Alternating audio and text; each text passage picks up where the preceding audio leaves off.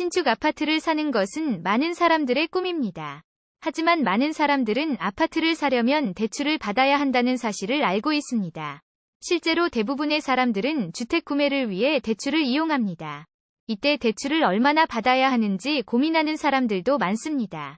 주택 구매를 위해 필요한 대출 비율은 얼마일까요? 일반적으로 은행이 대출해주는 금액의 대부분은 80% 정도입니다.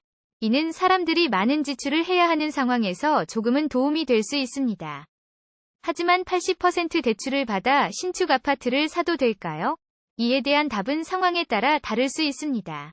첫 번째로 고려해야 할 것은 신용점수입니다. 신용점수가 낮을수록 은행은 대출을 더 어렵게 해주는 경향이 있습니다. 그렇기 때문에 좋은 신용점수를 유지하는 것이 중요합니다. 두 번째로 고려해야 할 것은 월소득입니다. 은행은 대출 신청자의 월소득을 확인하고 이를 고려하여 대출 가능한 금액을 결정합니다. 만약 월소득이 적다면 은행은 대출 금액을 줄일 것입니다. 세 번째로 고려해야 할 것은 대출 상환 능력입니다.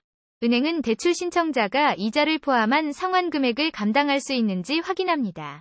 대출 상환 능력이 낮다면 은행은 대출을 거절할 가능성이 높습니다. 그러므로 대출 상환 능력을 고려하여 대출을 받아야 합니다. 네 번째로 고려해야 할 것은 기타 경비입니다. 아파트를 구매하려면 대출 외에도 여러 경비가 발생할 수 있습니다.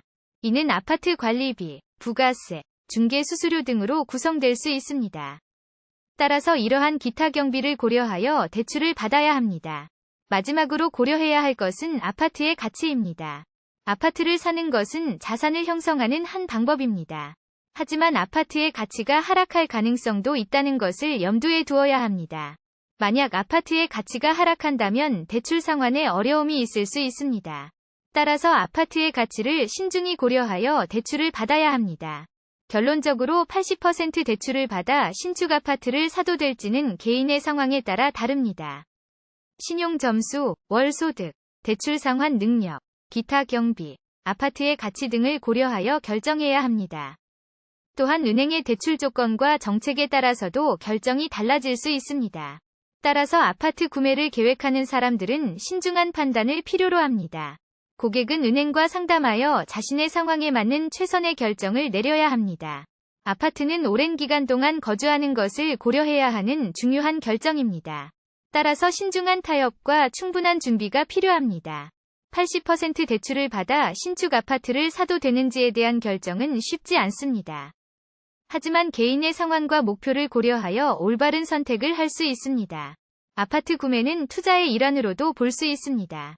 일정한 이윤을 얻을 수 있다는 가정하에 대출을 받아 신축 아파트를 사는 것은 가능합니다. 하지만 투자에는 항상 리스크가 존재하기 때문에 신중한 판단이 필요합니다.